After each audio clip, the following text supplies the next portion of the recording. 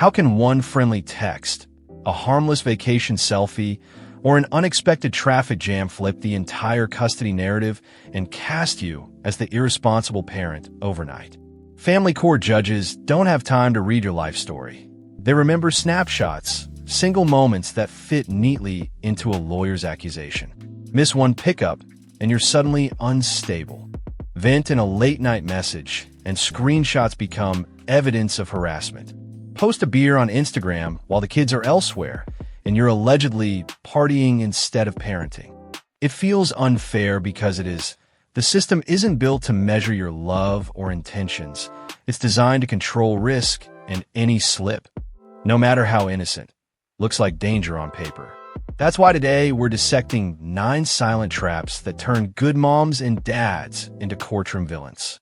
These pitfalls hide in the fine print of temporary orders, in emojis that get twisted out of context, in school sign-in sheets you forgot to share, even in the background check of your new partner. Each one is a booby trap waiting for a single misstep, then detonating into missed holidays, supervised visits, or eye-watering legal fees.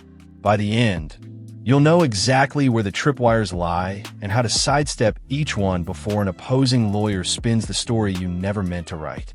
So grab your mental highlighter, because the very first landmine is buried in those temporary custody orders that everyone signs and almost no one actually reads, until it's too late.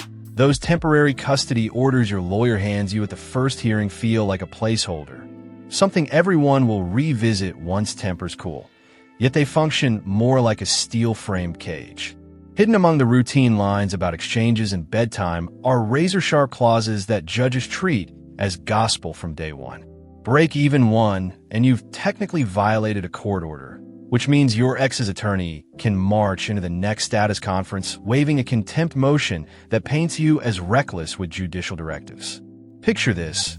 You agree, just to be nice, to let the kids stay an extra Sunday night at your house because Monday is a school holiday. The order, however, sets Sunday drop-off at 6 p.m. sharp. Come Tuesday, the other side files a statement accusing you of unlawful withholding. Suddenly, that goodwill gesture morphs into an official record of noncompliance, and judges hate patterns of noncompliance. Or imagine you drive 45 miles to grandma's for a birthday dinner, unaware the order caps travel at 30 miles without written notice.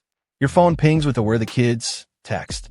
Screenshot, print, exhibit. One sentence and a map pin now frame you as someone who disregards the court's boundaries. Even minor gray areas, like bedtime flexibility, can backfire. The order says lights out at 8:30. You post a photo of the kids roasting marshmallows at 9. The timestamp doesn't scream "fun parent." It whispers "rule breaker."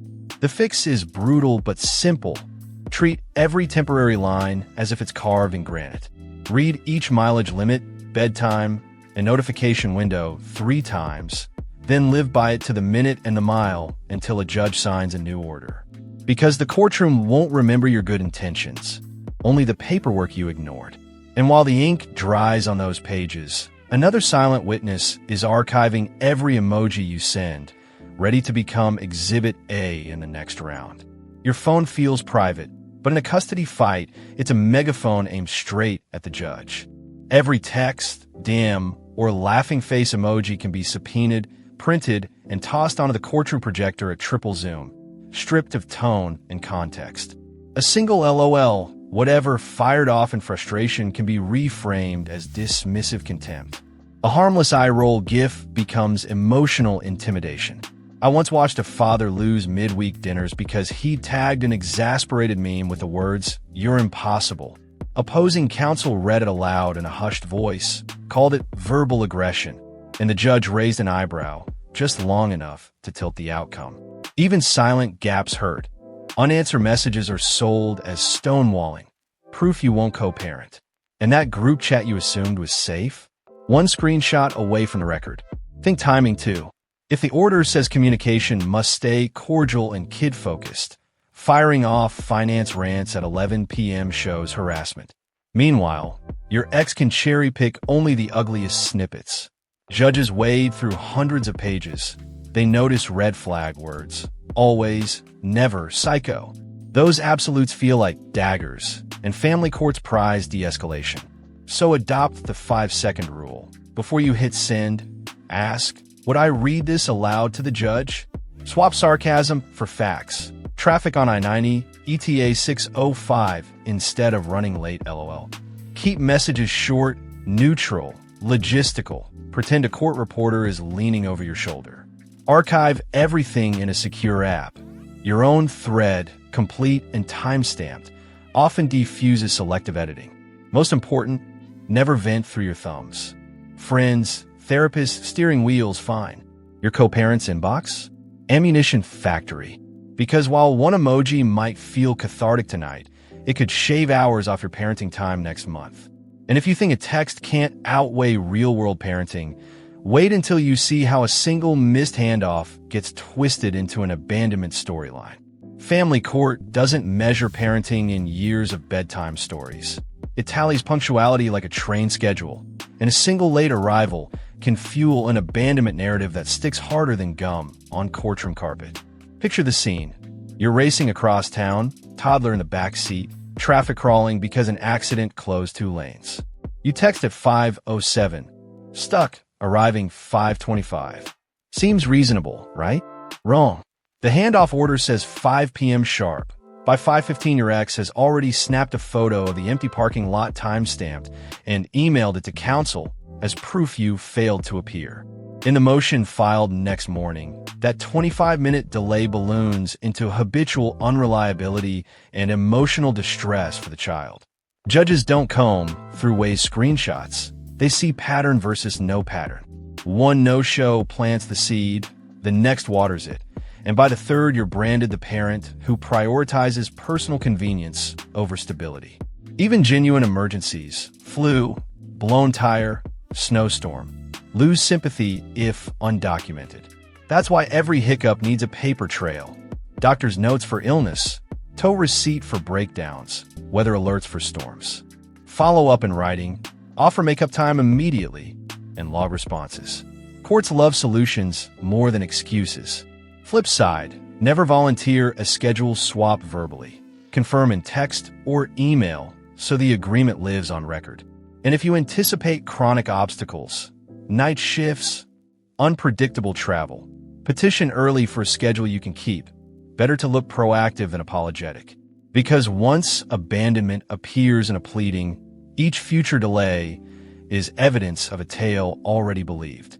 Keep your proof in a tidy folder and be ready. The judge who just heard about your traffic jam is about to scroll through your social feed, searching for clues that you weren't stuck at all, but sipping lattes on vacation while the kids waited. The judge scrolls, defense counsel leans in, and suddenly that Instagram sunset you posted last Friday, pina colada in hand, feet buried in Cancun sand, fills the courtroom monitor. Cue the question, if you were too sick to attend your child's school play, how did you manage a beach vacation the same night? You know the play was postponed, flight booked months earlier, but context dies the second a screenshot flashes. Social media is the ultimate out-of-context evidence generator. Harmless party pics morph into alcohol problem. A new car selfie amid financial disclosures becomes misleading the court. A location tag while your ex covers soccer practice translates to prioritizing pleasure over parenting. Even memes shared in jest, wine, because kids, can be spun as proof you medicate stress with booze. Privacy settings won't save you. Subpoenas pry open friends only, walls, and mutual connections happily screenshot for leverage. Courts trust images. A timeline of smiling margarita shots speaks louder than your sworn testimony about balanced moderation. So apply the grandma filter. If you wouldn't frame it for your grandmother's mantle, don't post it during litigation. Delay uploads until after parenting weeks. Strip geotags. Keep captions factual, trigger word free. Disable comments so no one drags you into digital mud. Better yet, embrace radio silence. Temporary social hibernation signals maturity, not secrecy. Archive everything you do post. A full context log can neutralize cherry-picked attacks. Because in family court, perception outruns explanation, and the jury is one overworked judge scanning a highlight reel of your life at 30 seconds per tab. Stay invisible online, and you've dodged this camera trap. But words whispered in a child's ear can still become Exhibit A, and that's where the next ambush waits, dressed as everyday conversation. Casual remarks slip out. Your dad's always late. Mom spends money like crazy. Ask your father why he missed the recital. To you, it's harmless venting after a long day. To the courtroom, it's the opening act of parental alienation. Subtle programming that teaches kids one parent is faulty, unsafe, or unloving. Lawyers label it emotional manipulation. Judges see it as a direct threat to a child's relationship with the other parent, and the fallout can be brutal. Mandated co-parenting classes, therapy bills, even reduced custody for the parent doing the talking. The irony? You might not even realize you're doing it.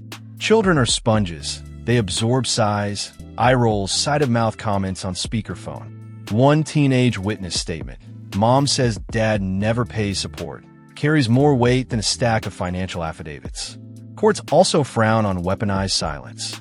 If a child asks why a visit got canceled and you shrug, ask your mother, it can be reframed as ceding blame. Best practice, neutral facts only. Dad had to work late. You'll see him Saturday. End of story. Offload your frustration to adults, friends, therapists, a locked journal. Never the kid's passenger seat. Keep a communication log proving you shielded them from conflict. Screenshots of cordial texts. Emails offering makeup time. Copies of shared calendars show you're fostering healthy bonds. Because alienation claims snowball fast. Once alleged, every side comment turns suspect, and you'll burn hours and dollars, proving you're not poisoning young minds. Speak kindly of your co-parent in earshot of the children, even if you need to bite your tongue till it bleeds. Do it for the court record, but more importantly, do it for the kids who will remember your tone long after the gavel falls. Master that discipline, and you're ready for the next custody snafu. One that hides not in your words, but in the gatekeepers you accidentally freeze out at the doctor's office and the school front desk. Gatekeepers aren't always malicious. Sometimes it's just accidental. Yet to a judge, "Oops, forgot to tell you," can sound a lot like calculated control. Picture this. Your child's teacher emails a reminder about tomorrow's parent-teacher conference. You nod, mark the calendar, and show up alone because it slipped your mind to forward the message. In court, that empty chair beside you becomes Exhibit A, proof you excluded the other parent from critical educational decisions. Same with doctors. Pediatricians routinely ask, "Both parents aware of this visit?" A quick, "Yeah," gets the prescription filled, but a medical record subpoena months later exposes zero co-signature on the HIPAA form. Opposing counsel pounces, "My client is denied vital health information." Judges take access seriously, blocking it, whether by ignorance or intent. Reads as gatekeeping, and repeated instances can swing decision-making authority straight into your ex's lap. The fixes are brutally simple. Carbon copy every message, no matter how small. Use a shared digital calendar and log invitations. Google Our Family Wizard doesn't matter as long as it timestamps notifications. CC the co-parent on every doctor email.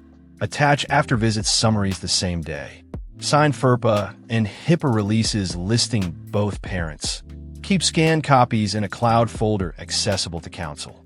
If your ex misses an appointment, document the invite anyway. The record shows you opened the door. Schools keep visitor logs. Snap a photo of the sign-in sheet with both names when possible.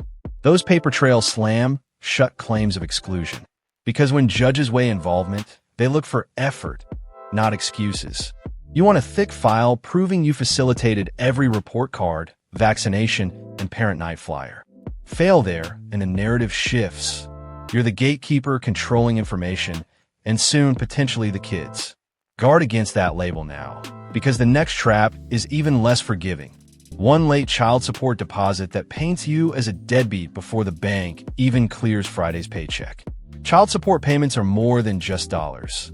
They're time-stamped loyalty tests the court monitors like a hawk, and one hiccup, even a banking glitch, can recast you as a freeloading villain overnight. You could have a spotless record, But the moment an electronic transfer hits on the second instead of the first, the state's enforcement software spits out late and auto-generates a notice of arrears. That single red flag can snowball fast. Interest starts accruing, your credit report logs a delinquency, and some jurisdictions automatically alert the DMV to suspend your driver's license once arrears cross a tiny threshold. Picture the spiral. License gone, commute wrecked, job endangered. Now future payments really are at risk, and the courtroom chorus chants neglectful parent.